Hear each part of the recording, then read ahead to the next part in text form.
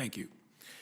So I think we've heard today that we're discussing all of this in the context of a dire budget trajectory that I really believe is the most important thing that we need to get a grip on here, because I think everything else kind of comes from it. I think we do need to ask our allies to carry their fair share, like the administration at least talking about it where others haven't.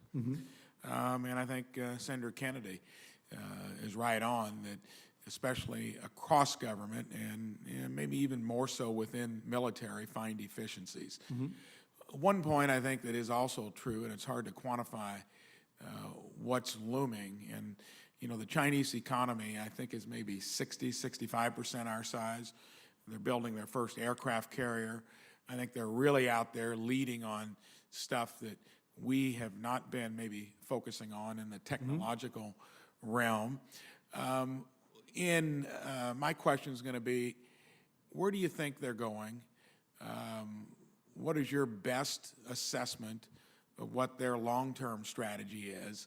They would scare me more than any other variable out there that is much an unknown, because they have the ability soon to be the size of our economy and decades down the road to where they would dwarf ours. And I think we need to get that understanding of what their intentions are and capabilities out there, because and maybe quantify it in some fashion. So as much as you know about them, in a few minutes, give me your best assessment of what they're up to. Absolutely. So as you pointed out, China has a very large population and a growing economy. These things are fine. We are happy to engage in friendly, free market type of competition.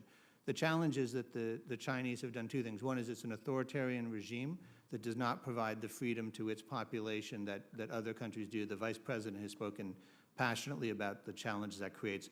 The other is they're not competing in the way that the rest of the international community does. Their actions in the South China Sea, occupying islands without recognizing the freedom of the seas or without working through that with the dispute over control of those types of actions raise a concern that rather than simply just being another country with a sizable economy, you have a country whose attempt is to disrupt the free trade, the free markets, and the systems, and to not play by the same rules as everyone else. That is very disruptive. That can be very destructive.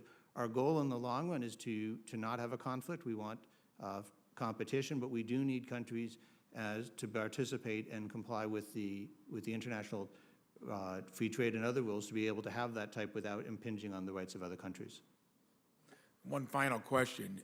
Do you feel through our intelligence that we will have plenty of heads up on the things that they are doing, to where none of this would sneak up on us, in a fashion that we wouldn't be prepared? What's your confidence level there? So I have great confidence in the intelligence community, but I think even the intelligence community would say that if you're counting on not being surprised, you're making a mistake.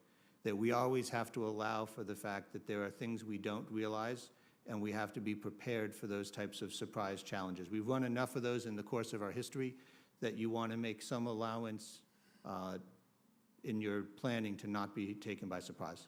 I think that's a good point of view. Thank you. Thank you, Mr. Senator. Thank you.